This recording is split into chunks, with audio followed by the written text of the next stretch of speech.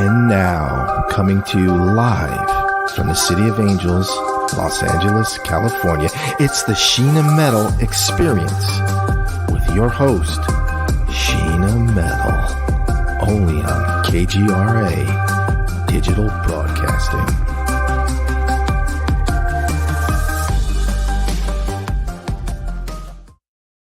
Hi, and welcome to the Sheena Metal Experience on KGRA Digital Broadcasting Network. I'm your host, Sheena Metal. I'm a psychic medium. I'm an energetic healer. I'm an interfaith minister.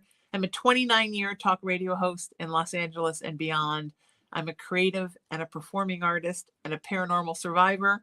And I come to you live from my home in Southern California every Friday at 3 o'clock Pacific time. This show is about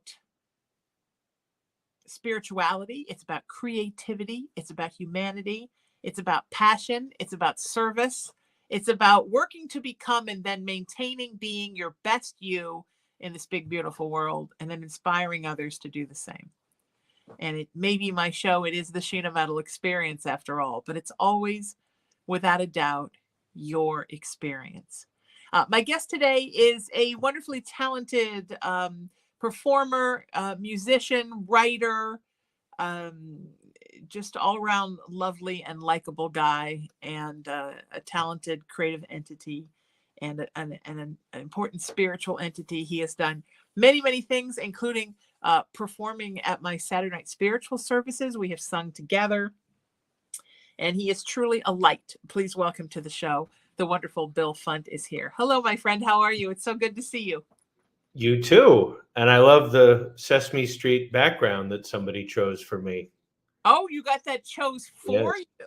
Yeah. I got, okay. Between that and my sweater and the fact that you can only see my upper half, I'm just a Muppet today. I love that. Sometimes you choose a background, and sometimes you have a background thrust upon you. Yeah. And in this case, it was thrust upon you. Right. Exactly. So, you moved to New York a couple of years ago. I sure did. For many reasons, including to help your mom out later in her life. Yes. Which I think is super beautiful. You know, I did the same with mine, and you were by my side while I did it with mine. I was. True. What have you learned from that? Because, you know, they say you can't go home again, yet you did. So what did you learn from that? I've learned a lot. But just so I'm clear, are you asking about the whole going back home process or the taking care of my mom? I think everything. What was it like to go back to New York? How long had it been since you had been there, living there full time? And then what was it like to go home? And because, you know, a reversal happens, right? Yeah. Where our parents become our children. And I think that's just part of the circle of life. But it's still a mind blow, even though you know it's going to happen. When it happens, it's a mind blow. And it seems to be there's one child in every family. I'm the only child, so it had to be me, that takes care of the parent. And in your family, it was you. It was me. You know, what has that been like for you? Gosh, where do I begin? I mean, just first of all, the act of coming back to New York is something that I've been thinking about for, I don't know, about 40 years. I lived the first 10 years of my life here. And then when my parents split up, one of them was in California and the other was in New York. And I was primarily with the one in California. And that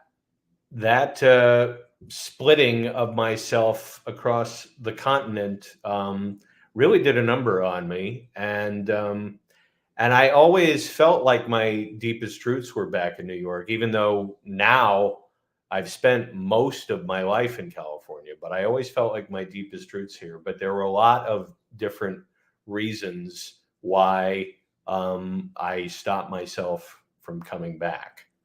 And as far as the taking care of my mom part, I mean, there was a long time where I didn't know how she and I were going to occupy the same planet. Right. Yes. And now we're not only in the same town, but I'm actually residing with her, taking care of her. And And your I mean, buddies. I mean, you've kind of come full circle. Your buddies. I mean, it's turned into like a lovely thing. I'm a lot more patient with most of my buddies than I am with her. I'm I always the optimist. joked about it Always with her the other optimist. night. You know, we have a weekly ritual where we celebrate Shabbat in a non-religious way, and Okay. that's basically food and movies. Okay. And not long ago, when we were having it, and she was watching a movie, and I mean, she really was doing nothing but just watching the movie. That's it. And I said, you know, it's so funny. You're just sitting here watching the movie, doing absolutely nothing else. And I still want to scream at you, stop it! Yeah. So yes, you know, patience is something I'm learning Yeah. during all of this. You do. But Yeah. it's been gratifying. I mean, I have literally and figuratively saved her life a number of times. Oh, I'm sure. I'm sure. So Yeah. Yeah. And if you ever want to check in with yourself to make sure you're an adult, parent and adult, yeah, and you'll know, because and I think it's also a good thing, because I think folks that don't do it, first of all, you miss out, because unless you're a complete sociopath, at the end of the day, you would resent the fact you weren't there when it was over. Anybody who says, I mean, a lot of people don't do it, and I understand for many reasons why, but anybody who says at the end of the day, oh, I didn't care, I don't care that I didn't, that's a sociopath. But it also teaches you, for good and for bad, right, what it's like to be that age. Because when you're young, you don't think about what your life's going to be like when you're that age. And I think it's a good thing to see it and witness it. Yeah. Because it helps you to, first of all, not be shocked as it happens as you age, but also to think about the things you want to do differently, to maybe see a different experience than you've seen in your mom or I saw in my mom. I think it's a good thing to see, so that you understand how to avoid getting to that place. Do you know what I mean? That where you're not prepared for it and you're not doing anything to be prepared for it. Yeah, absolutely. No, I mean, that's the cool thing about being at midlife is you feel like you've got time, but at the same time, enough time has gone by that you know you don't have all the time in the world. Right. Right. So for And that, nice. for that reason, midlife is kind of my favorite age so far. Yeah, I think so too. And I'm lucky because I saw in my mom, who had a horrible time with depression and anxiety, really most of her life. But I think when she was in her teens and 20s, the anxiety was the worst. I think when she was in her 30s and 40s, when I was little, the depression was worse. And when she turned 50, we moved here. She was 47. We moved to California. When she turned 50, when I was in high school, she kind of came out of her shell. And I think her 50s and her 60s, or at least the first half of her 60s, were really her best time.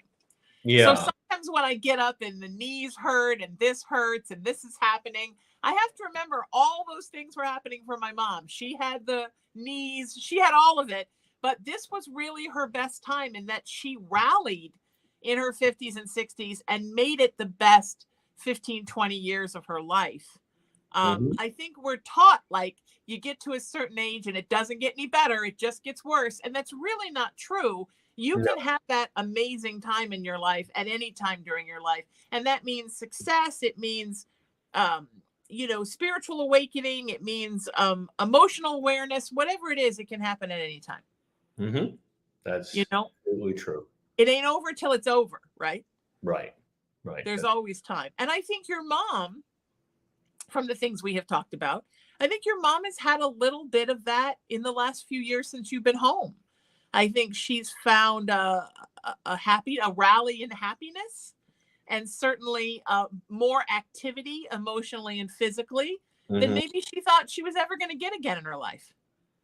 Well, Don't you think? certainly more than she thought she was going to get. I mean, this all came about because she had a stroke a few years ago, and I meant to get here sooner, but then this little thing happened with a virus and Yeah. masks and Yes. lockdowns, and A slight global shutdown. yeah, you remember, yeah. So if you were part of that, like I was, then you know that it was not easy to get anywhere at that point. Right. So I Yeah. had to kind of wait for that to shut down and for us to get, we had to get these shots that some people wouldn't even get, and so we had to wait for that to subside, and then we got there. But Sure.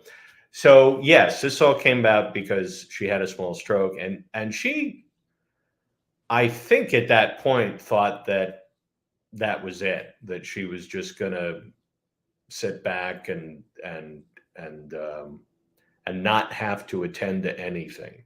Yeah. And then I got here and saw all the things she wasn't attending to, and said, okay, well, somebody's got to attend to this. Yeah. And it's 2 years later. She's turning 86 tomorrow.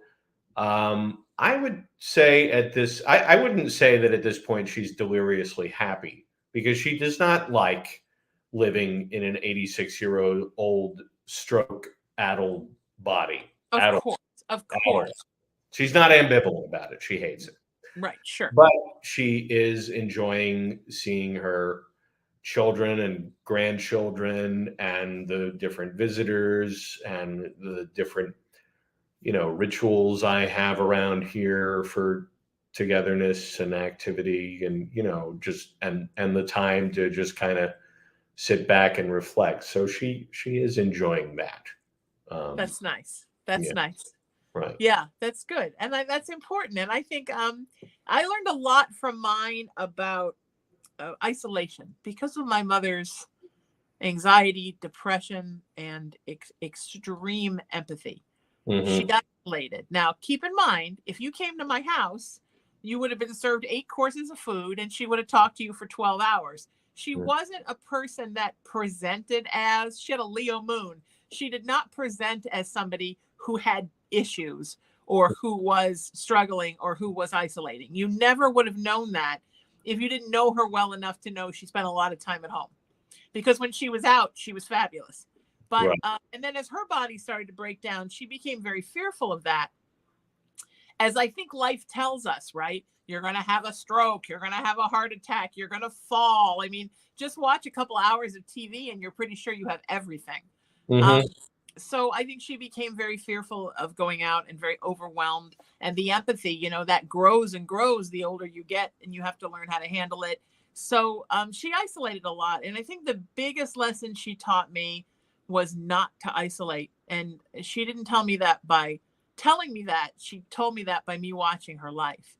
So Yeah, yeah. That's when I get depressed, and I got the Irish melancholia too, when I get anxiety, I force myself to go out and do something and be with people, because I saw her not do that. And I know since she has passed, we've had many discussions about that. And a lot of them are about, don't do what I did. Don't be too hard on people.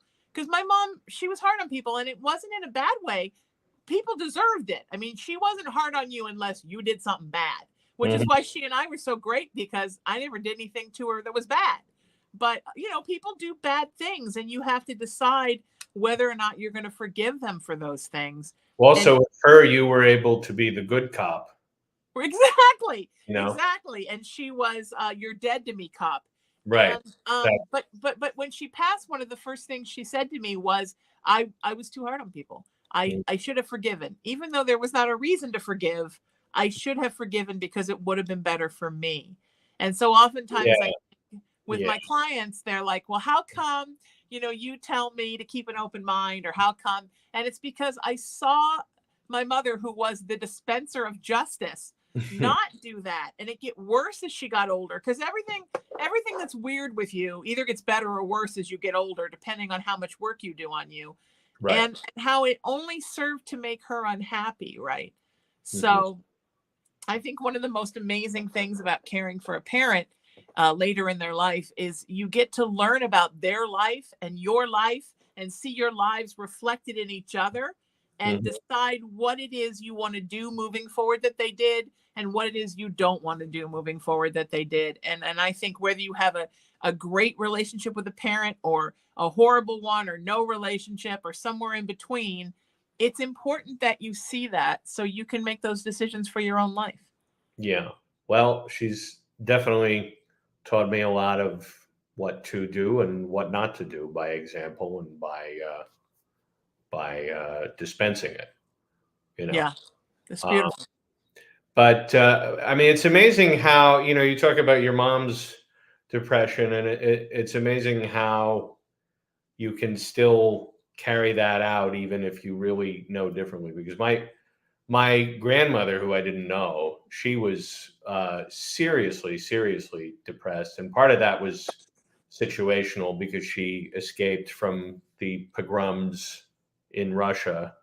That scene in Fiddler on the Roof where the Cossacks come and destroy the dinner, that basically could have been my family.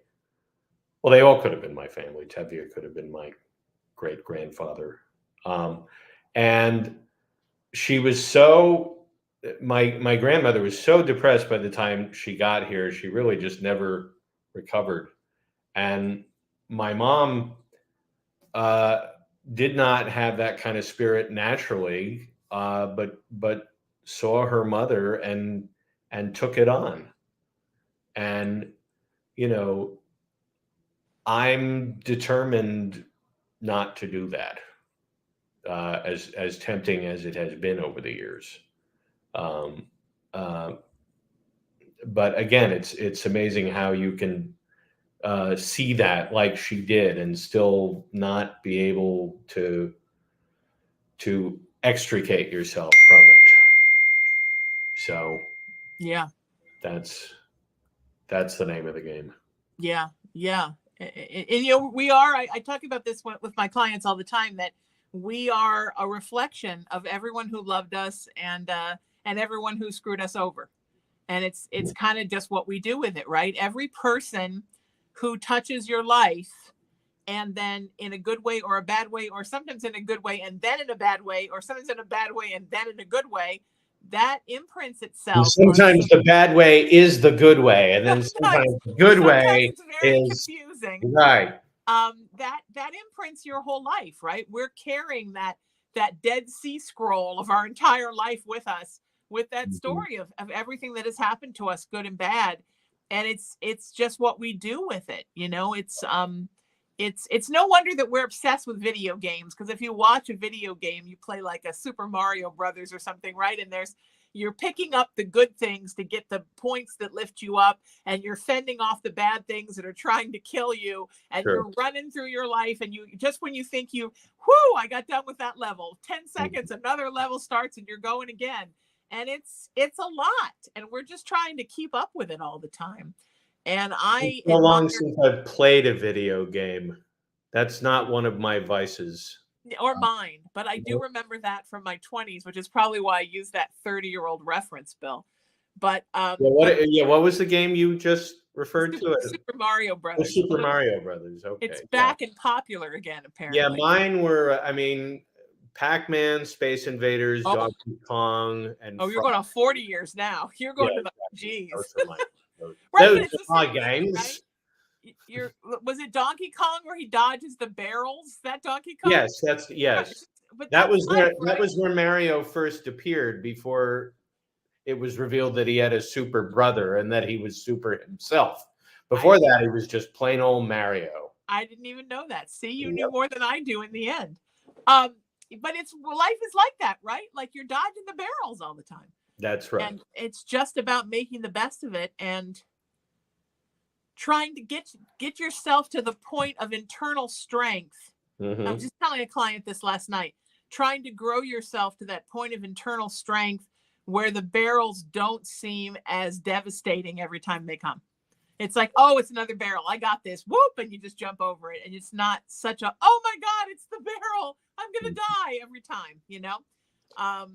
Actually, you get very good at that living in New York, since there's always yeah, barrels of some kind coming at you, whether they're real or imagined or yes, you get whatever. very, very good at that growing up in a haunted house as well. Oh, well, yeah, there's that too. So you said something earlier about how you and your mom get together and you do, you worship without religion. Yeah. Run me through really quick, because you've had kind of an interesting, and we've talked about that when you spoke at my spiritual services, at my Saturday night spiritual service, sort of the timeline of you and your relationship with Judaism. Oh, okay. Well, you do know that as of right now, Hanukkah is starting.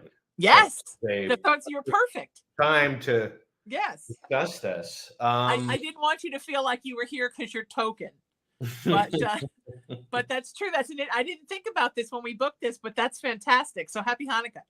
Happy Hanukkah to you. All right. So the question was, what's my journey with right. When you were like a little Jewish person and then an adult Jewish person, and how you feel about it now, and sort of what your relationship is with it. Because I think with all religions, right, it's not just about your beliefs, and we'll talk about that in a minute, but it's also about the community aspect of it. I have an answer to this that I don't think you're expecting. Even with your soothsayer capabilities, I don't think you're expecting what I'm about to tell you. Well, I didn't grow up religious at all, but I grew up, at least at first, in New York. And Lenny Bruce once said that if you're from New York, you're Jewish, even if you're not. Yes. And yes. I've always just felt that. I mean, even without any religious upbringing, there was always just a sense of what I now call Yiddishkeit in my family. Sure. And when we moved to California, I felt a bit less of that. But then by the time we got to LA, there was more room to explore spirituality than at any other area where I lived. Not necessarily Judaism, although there's plenty of that there, but just more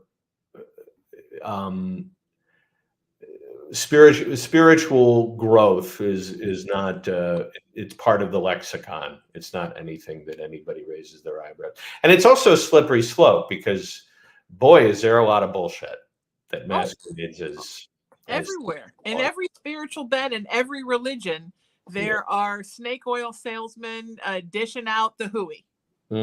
That's true. And because LA attracts a lot of people who are in search of, as Leonard Nimoy used to say, they're ripe for that. And I was no stranger to that myself. But I think you would agree that right now is a very tender time to be Jewish. Yes. I've been to Israel. I didn't feel at home there at all. I've never really connected with it in the sense that a lot of Jewish people that I know do. To me, it's the Middle East, and I am not of the Middle East. And so it was just, I always felt more connected to what being Jewish is to me in New York. But I find myself more affected by what's going on there now than I ever have. And now I'm really going to take things down here a bit. I'm getting in touch with something in my own history and my own upbringing that I always knew. It's not like it was a big secret, but I never talked about it before. And so why not start here on the Sheena Metal Show? You know what? We welcome that kind of premiere talk here. Well, what it is that I always said as I was going about my life that I was never on the receiving end of anti-Semitism. And that was essentially true. Being in New York and then being in LA, either in or around show business, we're not a minority. So I never really felt like I was on the receiving end of anti-Semitism. But since this whole thing started happening in Israel, I've done a little bit of digging and I've come to see that, yes, I was on the receiving end of anti-Semitism, and it came from an unlikely source. And that was within my family, particularly my dad.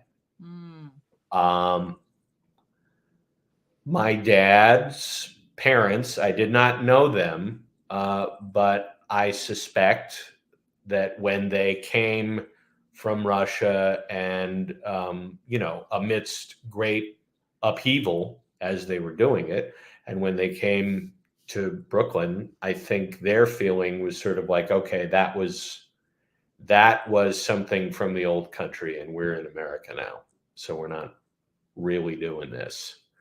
And my dad, he wrestled with his Jewish identity, not so much religiously, because we were not religious, and that was not really in question, but just culturally, he wrestled with it. He came up at a time in show business. For those of you who don't know, my father was, and you have to be of a certain age to know this reference, my father was Alan Funt, the host of Candid Camera. And when he was on TV in the 60s, his sidekick on the show was Durwood Kirby, who was probably the most goyish man in the world. And I believe a lot of that was because America could not handle a little Jewish guy hosting a TV show, right, by himself. Because other than that, with all due respect to Durwood Kirby's career, he was really completely unnecessary. Other than from a strategic and tactical standpoint. And my dad internalized a lot of this. And I mean, was I on the receiving end of anti-Semitism from people who truly hate Jews and are out to kill them? No, I never was. But in a very subtle and insidious way, when that aspect of me would when I would lead with it, it was a little bit like, the line on the Mary Tyler Moore Show, except in this case, it was funny when Lou says to Ted, the way you always are, don't be that way. In that context, it was funny, but in this context, as a message, it was indeed painful, and it is something that I'm starting to come to terms with now as one of the main reasons that in different ways I've held myself back. And so I have decided that starting here, this is something I'm going to be talking about more publicly, because I'm sure that I'm not the only one who has experienced it. No. And I was thinking about it as you were saying. First of all, that your father came from a time where in mainstream Hollywood, actors were encouraged to, and performers, of which your father was one, were encouraged to, change their names if they were too Latin, too European, too Jewish, They were encouraged to change their faces to look more Anglo. They were encouraged to, of course, not be gay. Right. If they were Black, to pass. Who's the lightest African American folks we can find who can pass? Right. Who are the gay people who can pass? This whole idea that everybody had to become this white blob, right? Mm-hmm. And it was terrifying because you felt if you were you didn't work. And so many of these performers hid and shook in different closets, Yeah. scared somebody would come out and find out who they are. And from Mhm. that comes, what you're talking about is internal anti-Semitism, right? Where Right. somebody who is the thing also is prejudiced against the thing. And Mm. I think the biggest group that has that is women. I think internalized misogyny. I think a lot of women hate themselves and hate other women and Mhm. don't know why. And it's because of 10,000 years of oppression. And Yep. it's something we all need to get over and come out of our closets and be happy being us. So I 100% understand that Yeah. so much. And did it make you maybe even in a passive way, did it make you sort of not want to find out about your Judaism and research the history of your people and know more about it from a religious aspect? Because you were just sort of trying to just make it go away and be a Hollywood kid. I mean, I didn't even really think about it as as you're growing up, you're just, the warden tells you where to go and you go there. It's Right. It's pretty simple, actually. You're either in the cafeteria or the yard. Yeah, exactly. It's only when you get sprung from the joint that you go, oh, okay. Some things happen that I'm going to have to come to terms with now. No, I mean, I never felt like I never felt like it was something that I wanted to sweep under the carpet. I always felt like I wanted to get to the heart of it. I mean, I still am on a certain level asking myself what it means to be Jewish. It's like again, I don't connect culturally to Israel and the rest of the Middle East, yet this is a conflict that has my name on it on some level, and that and that it behooves me to have an opinion about. So, Well,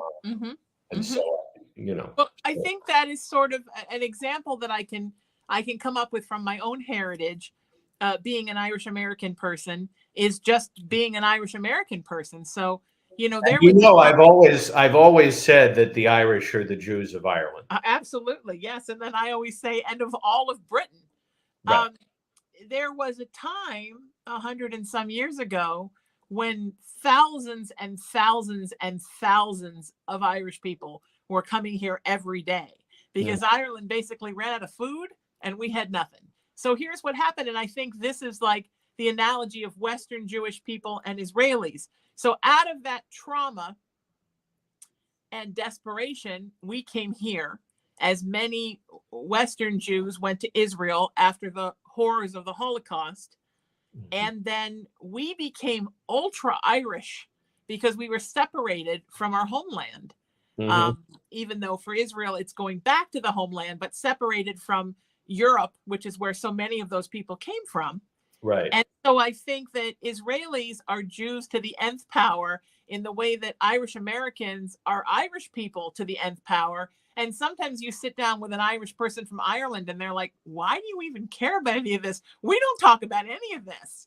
But for us, it's such a big deal, right? The history of Halloween and Samhain and the St. Patrick's Day. And they're like, we don't really give two tiddlywucks about any of this because we have so much claimed what was taken from us. So I think you find with Israeli people, their Judaism is so much to them because it was almost taken away forever.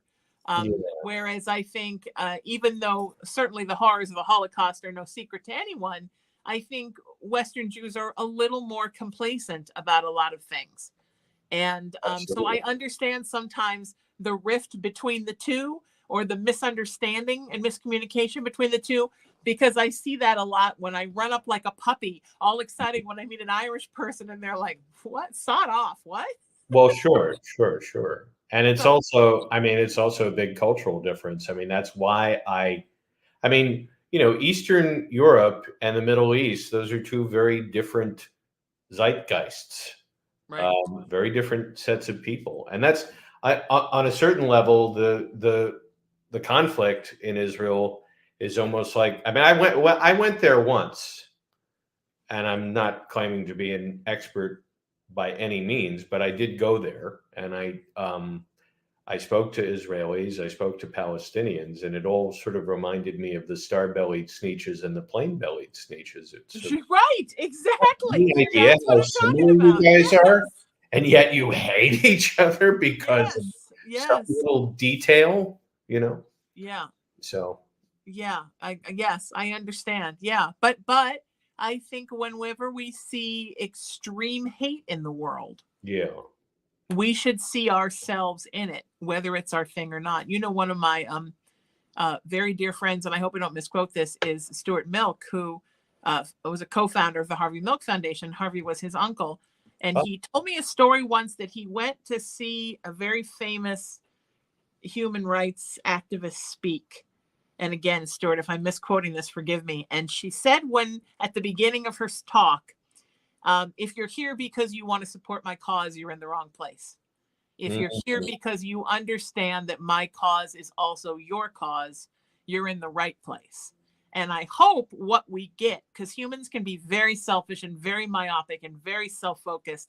I hope what we get from watching something like the conflict we're watching right now with Israel and Palestine, and this will eventually get itself worked out. And then 2 years ago and it still is Ukraine and Russia, and then 2 years down the road it'll be something else, and it's always something in this country. I hope it's always something. It's always something. I hope that we realize that, because it's really important that we understand that everybody's cause is also ours, and that the only way we're going to get over all of this is for us to stop worrying so much about what happens in our own backyard and start thinking about our backyard a join to everyone else's backyard on the earth. It's a hard place to get humans to. I'll say. Because we're very focused on what's going on with us, but But I mean, I am, as I said, I'm taking note of the fact that this conflict that's going on now, I mean, it's not a new conflict. It's just hit new heights. But right. I have taken note of the fact that I resonate, despite my claims not to feel particularly connected to Israel, that I am internalizing and resonating with this particular conflict in a way. Sure. Yeah. So. Yes. And we send love and prayers. I know we're not supposed to send love and prayers or something anymore. I don't really understand why we're canceling people that send love and prayers, because I can explain that. Right. I think that what people have taken exception to when people say love and prayers is A, when that's all they're doing. Sure. And B, right, when they say that hot on the heels of not just doing nothing, but doing things that are adding to the problem. Yes, I agree. So it's for that reason that people resent when they say love and prayers, unless they're just such a knee-jerk atheist that they don't want. They don't like love or prayers. They don't like. Yes, exactly. That they're against love and prayers. Yeah. I think we should all be doing something when we can, and also sending love and prayers. I think we should, on a daily basis, think who we can send love and prayers and light to, because we have a reserve inside of us. Why not share it with someone else? Well, also, I think if you're going to send prayers, I mean, that's something that I've become more mindful about. I mean, you asked me earlier where I was in terms of my own Judaism. Yeah. I mean, I'm Jewish, no matter what. I mean, I couldn't not be Jewish if I wanted to not be Jewish. Right. And especially now that I'm back in New York, I feel that even more. Now you're 10 times more I'm Jewish. 10 times more Jewish. Right. But Yes. I think that there's great wisdom in actual Judaism, but I also don't think it's got the market cornered on it. And there's a lot about religion in general that I don't like at all. But there's an aspect of it that I do connect with, and the act of praying is something that I've thought a lot about, and I've come to the conclusion that for me, praying for specific outcomes is always a little problematic because I mean, and I'd be interested to hear your take on this, but to me, that's just sort of like writing a letter to Santa, you know? Well, I think it depends on, for me, everything is a communication between spirit, which is my preferred term for God, and us. So Yes. it's okay within that conversation to let the universe know what it is that you want, because it is a free will planet. So they oftentimes won't make decisions for you unless they know it's something you want. Just like sometimes your parents will say, we didn't get the list for Santa yet. And that means, gee, mom and dad are trying to figure out what you want. So sometimes it's a good idea to let spirit know what you want. And also how you're going to put back. What are you going to do to give back? How are you going to help? Because everything spiritually should be like a circle, right? It all should be you're giving and then you're getting, and then you're giving and then you're getting. My problem with praying is that, which is why I like the word conversing instead, is that I find with a lot of people, because human beings can, again, be selfish and myopic, people only pray when they want something. So they don't give Yeah, exactly. tiddlywinks about God, 6.5 days out of the week. And then They also only write to Santa when they want something. I mean, do kids ever write to Santa and say, "Hey, Santa, how you doing?" Right, exactly. How's the lady? Did you like the cookies? Thank you for the presents, and kiss the reindeer for me. No, Exactly. you're right. And I think we have that idea, right? That we only, and then as adults, we formulate this personality where we only contact people when we want something. We only talk to people when we want something. We get in this habit of just like everybody becomes like our personal shopper, and we only contact them when we want something. We're never just, what do you want? What do you need today? Or how can I help you today?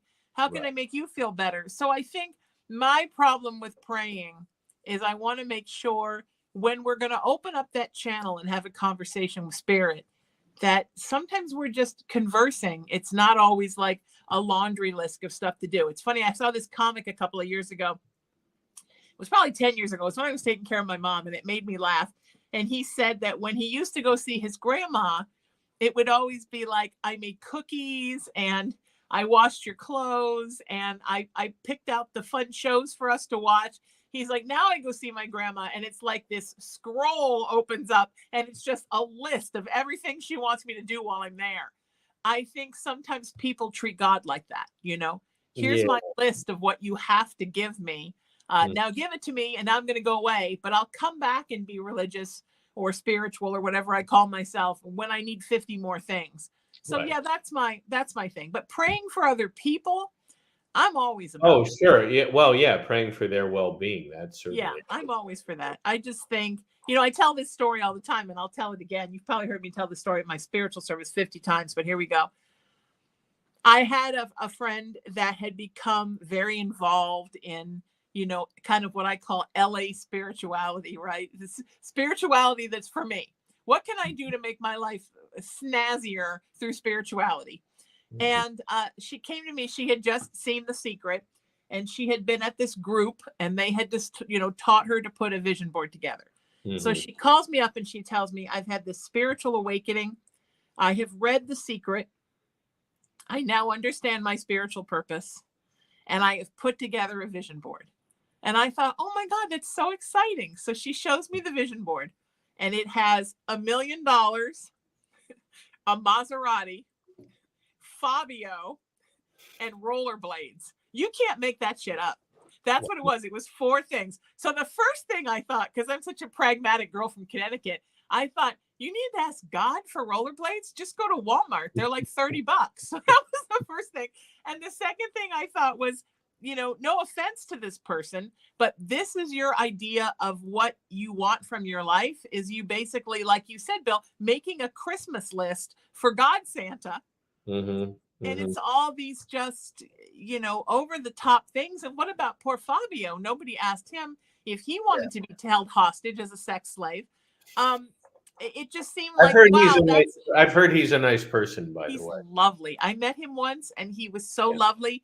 And it was a New Year's Eve party and we were the only ones not drinking. So we bonded. Wow. And I just loved him. But I felt bad for him because, that's what she was doing to become more enlightened, was to ask for all this pie in the sky stuff that she thought she could never I mean, how many people actually know what he does? I mean, he's just somebody that people project a lot of ideas onto. A lot of sexual fantasies, because he looks like this Adonis. Yeah. So she wanted the hottest man in the room, the hottest car in the room, all the money, and for some reason, rollerblades. I guess that was her leftover 5-year-old asked Santa for something. But there was nothing like, I want to become more enlightened. I want to become better. I want more love in my life. I want more people in my life. Right. And that, I think, sometimes is what you said, where we're sort of using spirit like Santa. Mm-hmm. Mm-hmm.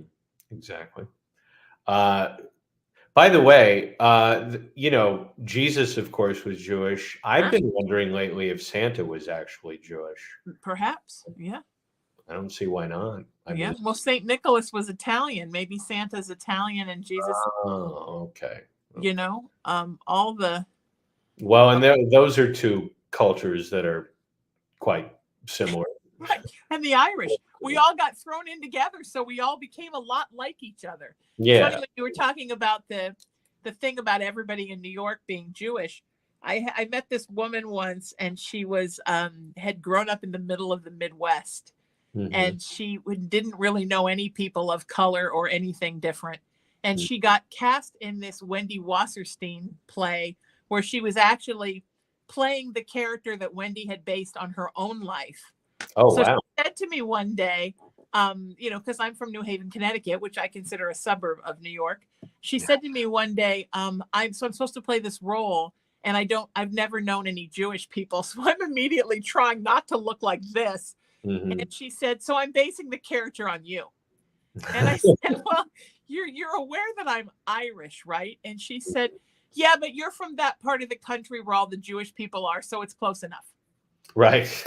Right. It's weird to think that in our new millennial society that there are adult people our own age who still think like that. Sure. But there are. So if everybody out there who's never known a Jewish person needs to base your Jewish character on me, I'm honored. I will say really quick, I'm not Jewish again, but I have great respect for the people. So if that's how you want to base your characters, but maybe do a little Googling. Well, as a member of the tribe, I say we'll have you. Well, thank you. Well, for so many years, I thought I was a member of your tribe. Right. Because Jewish people always claimed me. And I don't know who my father was, because I was donor inseminated in the 60s when it was very not like now.